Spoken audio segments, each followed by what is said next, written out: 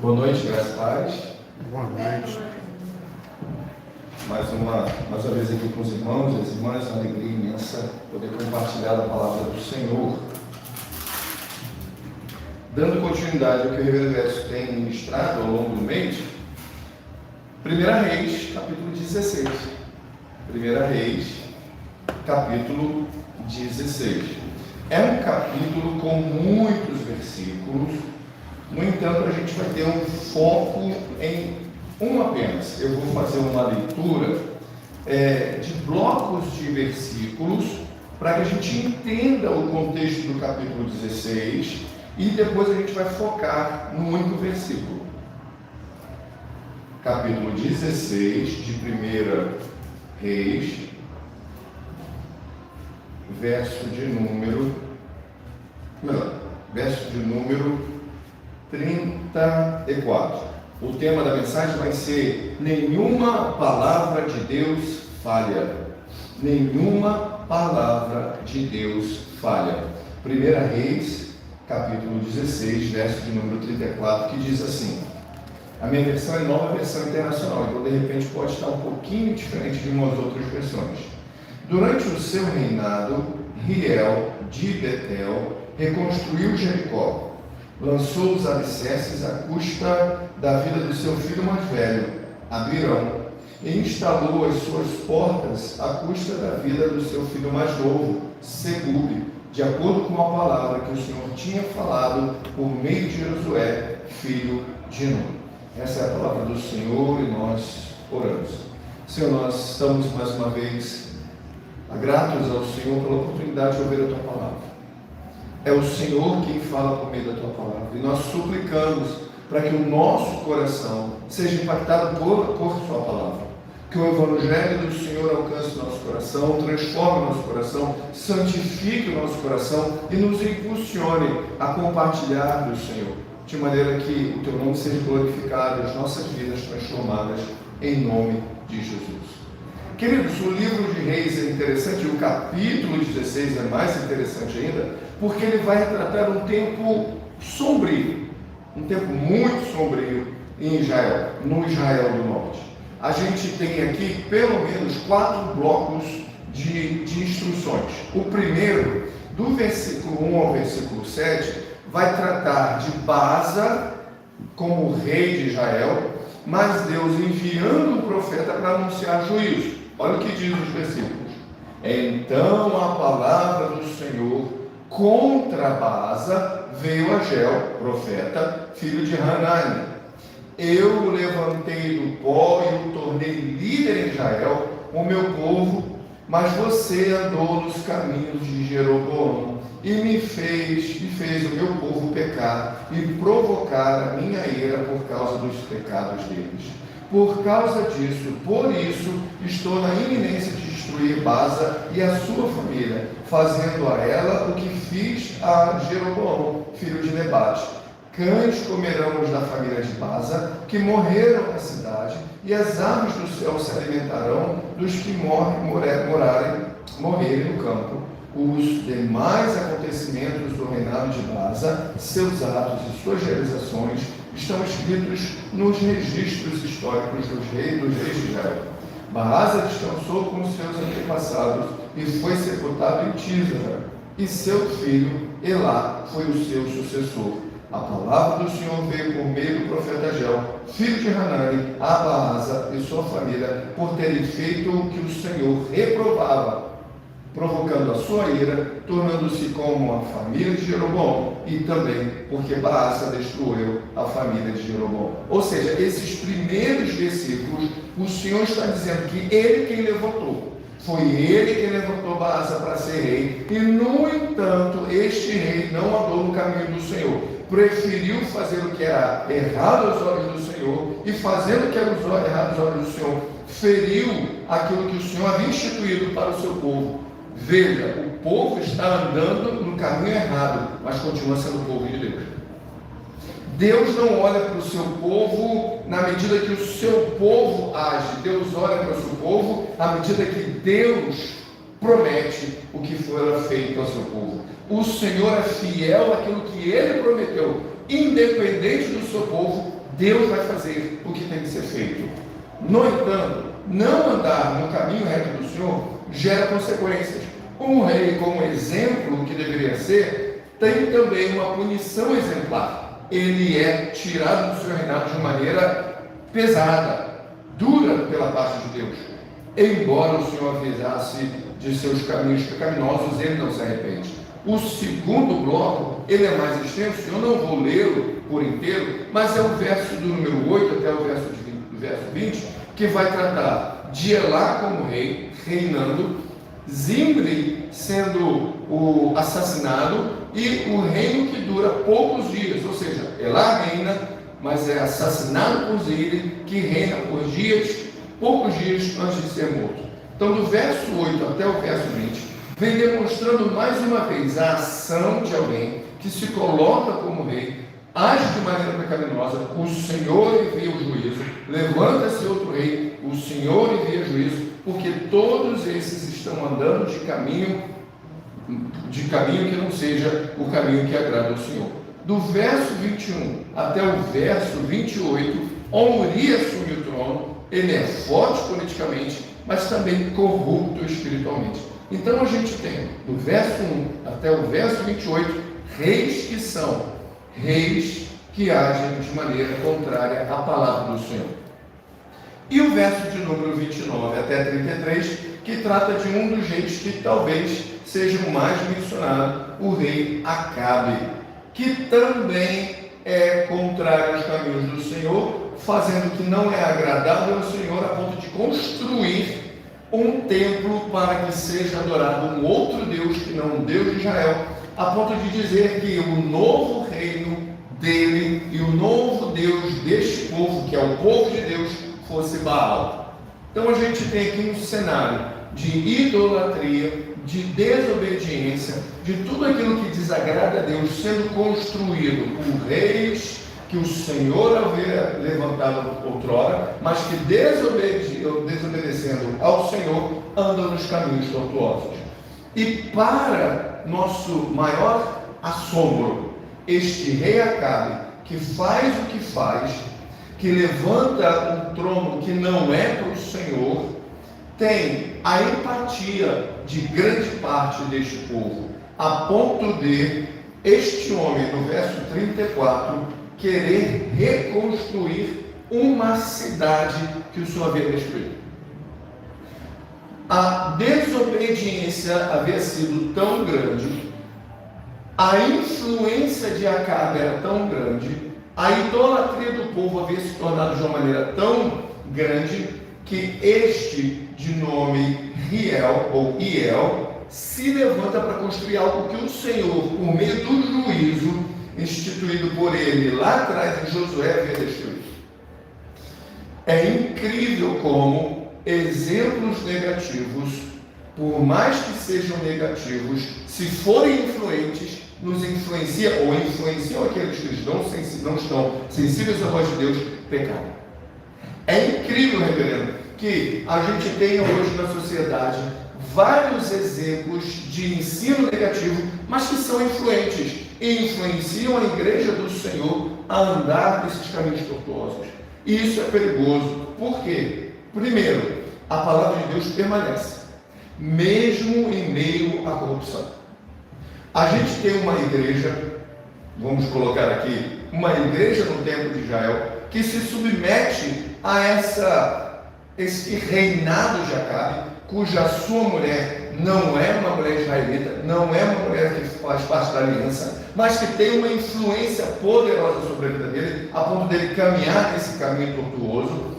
E esta influência faz com que este homem, chamado Riel, decida construir, mesmo sabendo que a palavra de Deus permanece fiel. Se a gente der um pulinho em Josué, capítulo de número 6, verso de número 26, para trás disso é a história de Josué chegando a Jericó, e ali ele vai instituir o que o Senhor coloca sobre a sua vida. Ele vai obedecer, ainda que de forma que alguns de fora possam dizer, é algo louco.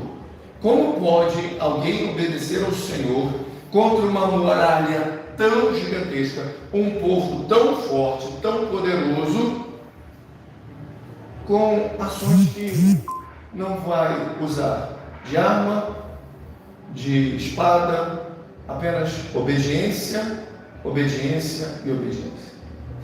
Se a gente voltar um pouquinho atrás, a gente vai lembrar que houveram dois vigias, ou dois homens de Israel, que entraram em Jericó para espiar a cidade. No muro de Jericó tinha uma mulher, chamada Raabe. Ela e sua família, uma prostituta que vendia o seu corpo para ganhar as condições financeiras para sua casa, recebe esse pessoal, entende, é iluminada pelo Espírito para compreender que eles estão vindo no nome do Senhor, e ela guarda e protege esse pessoal, mas pede para que, quando eles vierem atacar, sabendo que seria juízo sobre Jericó, que a preserve sua casa. Ela deixa um fio escarlata, um fio vermelho, para que quando o exército de Israel viesse, reconhecesse que aquela casa havia feito uma aliança, um pacto com o povo de Israel. E é o que acontece. Se a gente olhar na história antiga, toda a construção, o muro, quem morava mais próximo do muro, era o que estava mais propício ao norte.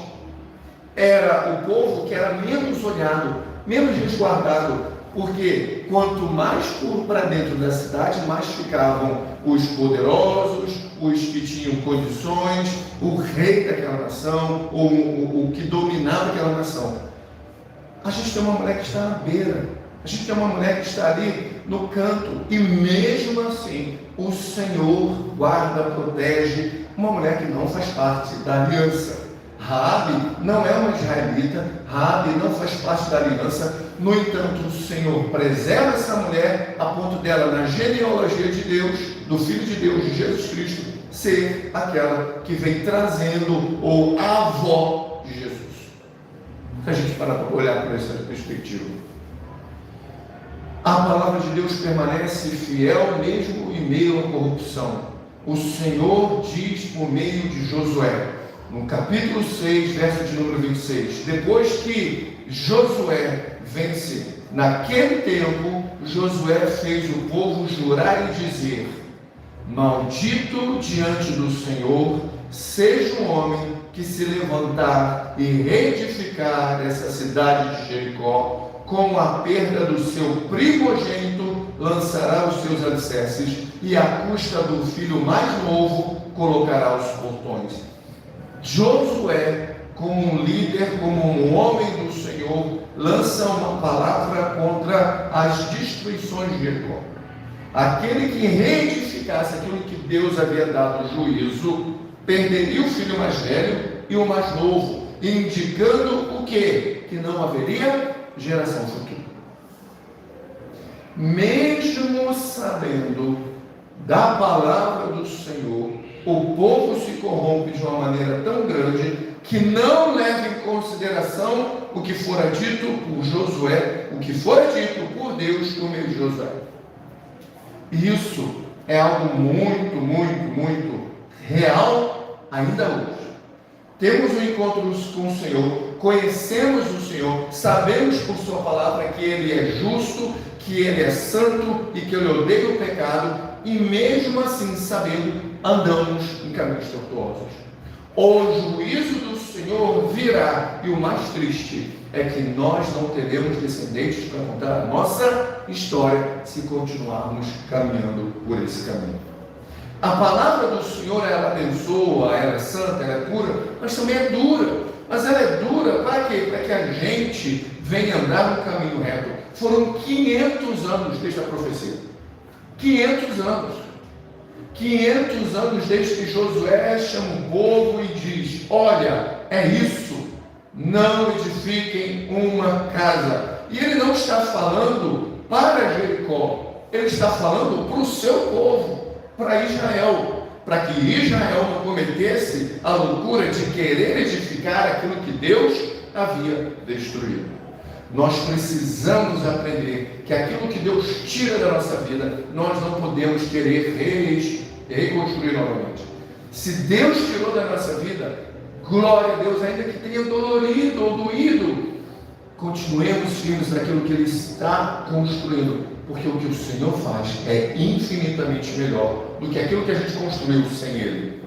Então Israel, ele mergulhando nessa idolatria, nessa desobediência, não leva em consideração a palavra de Deus e acha que a palavra de Deus, ela perde o seu valor com o tempo. No entanto, a gente vê que cumpre-se cabalmente o que fora prometido há 500 anos atrás. Cabalmente. Não é isso que diz o versículo 34? Lançou os alicerces à custa da vida do seu filho mais velho? Ele faz o fundamento e assim que acaba o filho mais velho morre. E instala as portas. E quando vai instalar as portas, isso quer dizer o quê? Ele construiu, demorou um tempo, desde a fundação até a construção da casa, até as portas. E quando o filho mais velho morreu, filho mais novo, quando concluiu a construção das portas, o filho mais novo veio a falecer. E aí a gente olha e vê um homem que não vai ter uma geração. Um homem que não vai ter continuidade. Um homem que vai ser esquecido. Porque só é lembrado aqui. Só é mencionado aqui. Não tem mais menção da sua descendência, não tem mais menção da sua história, não tem mais menção de nada, porque não há continuidade da sua geração. O R.C. Sproul, falecido pastor presbiteriano norte-americano, ele diz o seguinte: a confiabilidade da palavra de Deus, ela é absoluta. Ou seja, confiar naquilo que o Senhor falou é uma verdade absoluta, porque o caráter de Deus é imutável. Deus não muda. Se Ele falou que vai fazer, Ele vai fazer. Também se Ele disse que não vai fazer, Ele não vai fazer.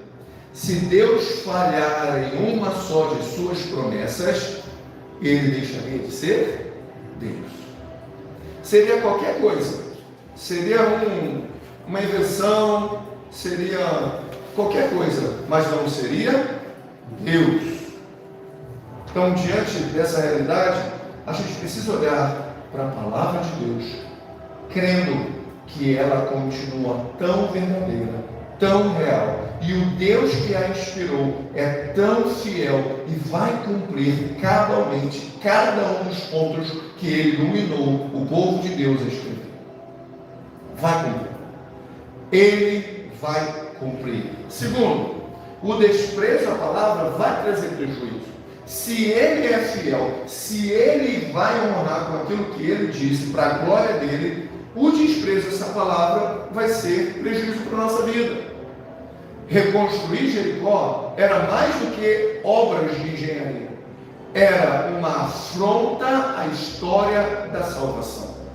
Jericó era símbolo da vitória de Deus. Restaurá-la era rejeitar o que Deus havia feito. O juízo foi literal. Os filhos de El morreram. E eu volto a citar Raabe. Às vezes a gente olha Jericó só como a destruição dos muros.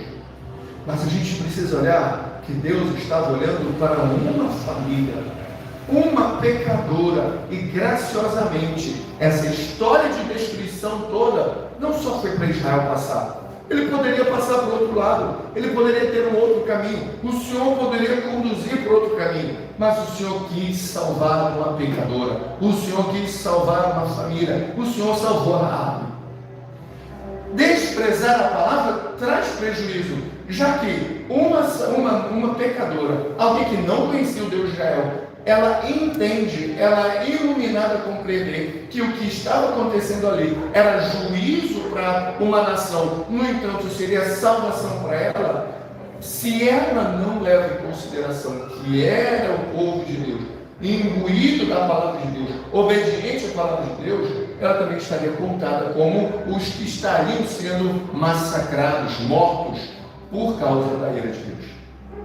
Já parou para pensar? Se ela diz para esses espias: olha, fica aqui, guarda, se esconde aqui, e fosse até o povo falasse: olha, os espias estão lá em casa, é um povo que está vindo para nos destruir.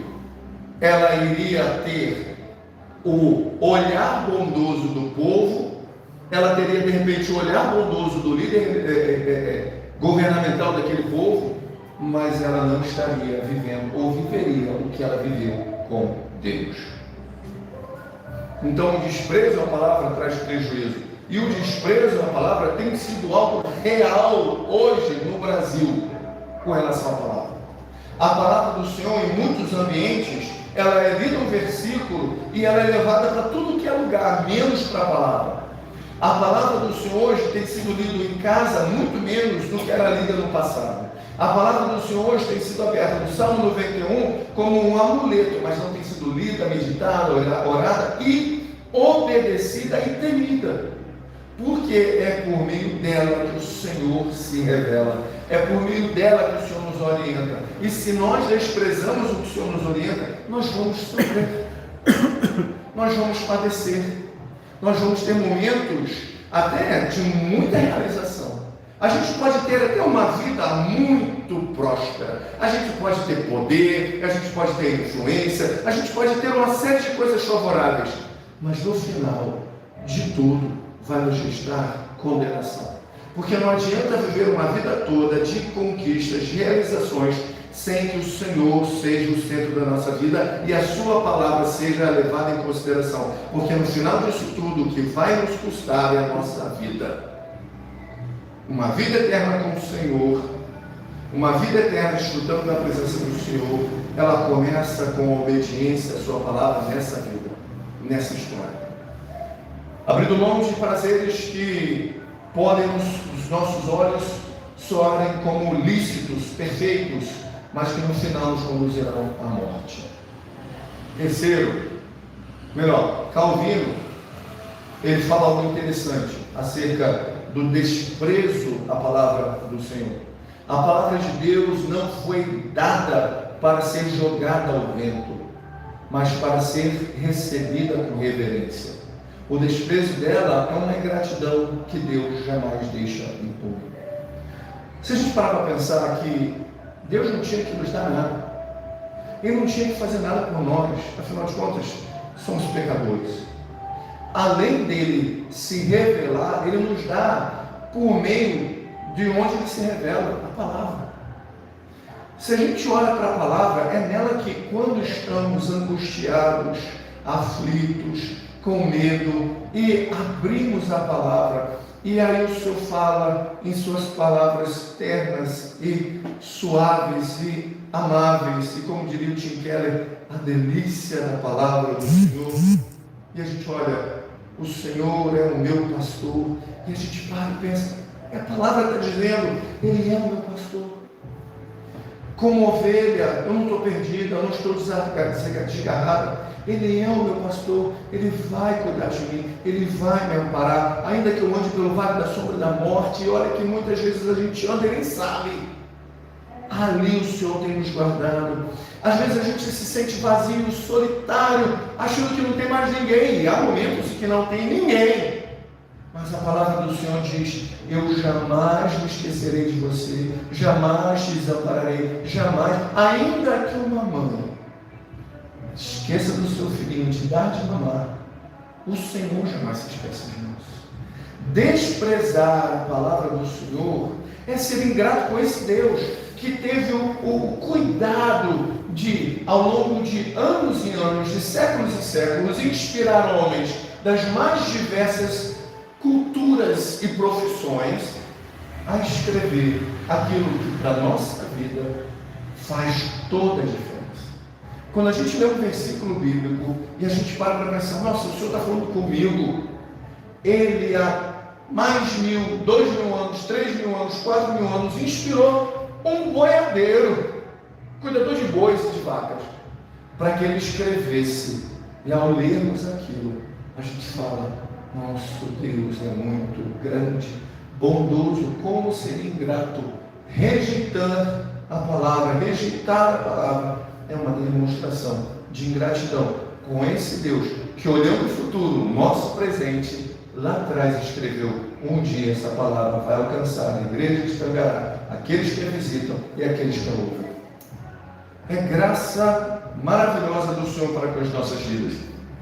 E terceiro, se a gente olhar para um texto como esse, esmiuçá-lo, vendo como a desobediência dos reis, que deveria conduzir o povo a Deus, afetou não somente os reis, mas o povo, a ponto de alguém desobedecer a palavra e perder o filho mais velho e o filho mais novo, uma tristeza imensa para o pai.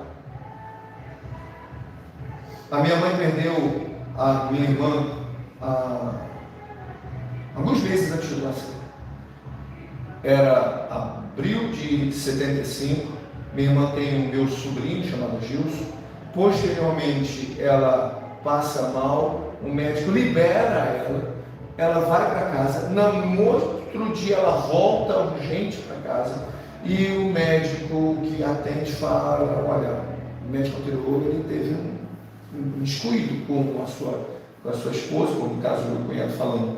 E tudo que a gente pôde fazer, a gente fez, e infelizmente ela veio a óbito. A minha mãe, ela não enlouqueceu, porque logo depois dessa notícia, ela descobriu que estava grávida. Mas até pouco tempo atrás, em que consciente a gente conversava, ela falava assim para mim: a minha filha me faz chorar. Como é dolorido para mim não ter a minha filha.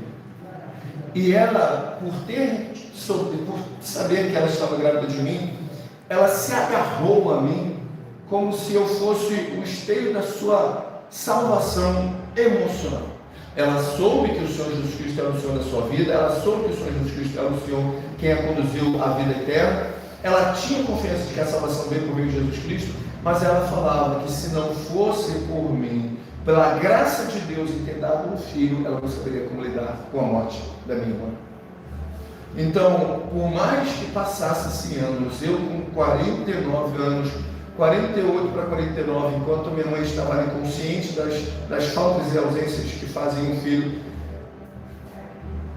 ela lembrava da morte da minha irmã.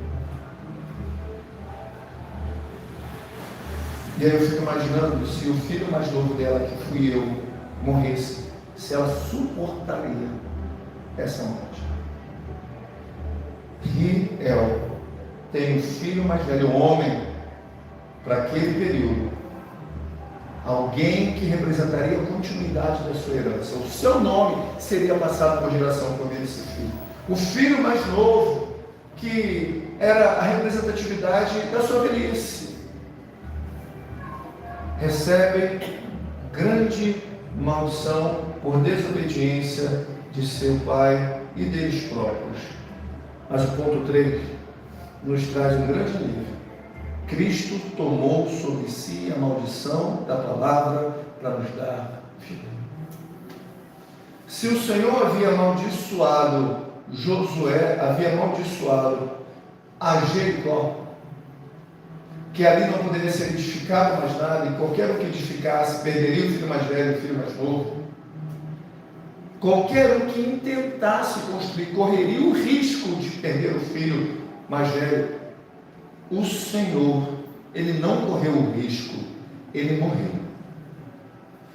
Jericó, lugar da maldição no Antigo Testamento, se torna lugar de salvação no ministério de Jesus. Onde havia morte, agora há vida. Onde havia juízo, agora há graça. Só Cristo pode transformar uma cidade amaldiçoada em um lugar de encontro com Deus. E é incrível, porque se em Riel cai uma maldição, em Cristo cai a bênção. Olha o que diz Gálatas, capítulo de número 3, verso de número 13. Gálatas 3, 13.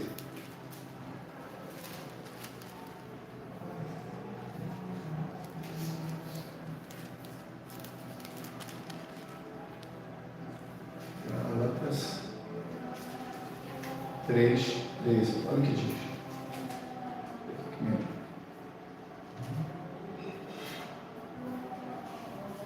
3,13 diz assim: Bíblia nova, papel novo, com dedo não pega, né? Bíblia antiga, quando é antiga, ela abre sozinha.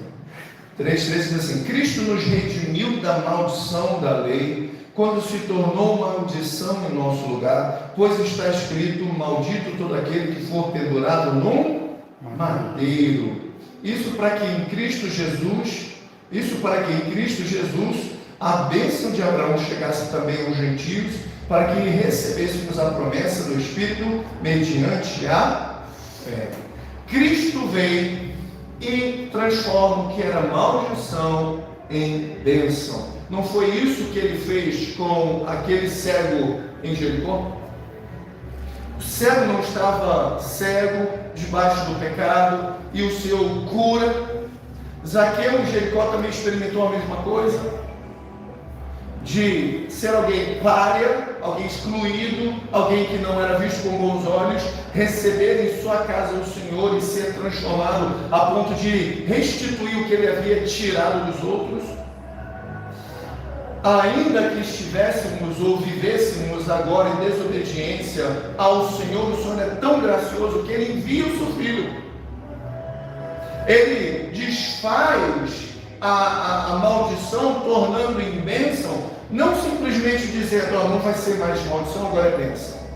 Ele derrama sobre o seu Filho Jesus essa maldição dos nossos pecados, da nossa desobediência, da nossa vida idolátrica, para que em Jesus encontremos salvação, para que em Jesus encontremos paz, para que em Jesus, agora em Jericó, possamos construir uma cidade.